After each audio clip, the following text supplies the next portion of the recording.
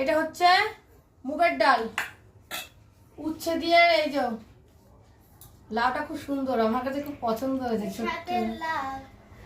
আর এটা হচ্ছে কাঁচা কলা, আলু, এই যে ছোলার ডাল ভেজানো রয়েছে। এটা বড়া করে তরকারি হবে।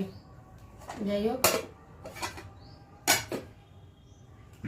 কাজু কিশমিশ খেজুর দিয়ে হবে চাটনি, নিরামিষ একটু চাটনি হলে ভালো হয়। এটা হচ্ছে লাল শাক, ধুলা শাক না, ধুলা শাক হলে না শাকটা একটু সাদা সাদা হয়। যাই হোক, সিমটা দিয়ে কিছু একটা জিনিস একটা হবে, এটা সিমটা নিয়ে এসছি।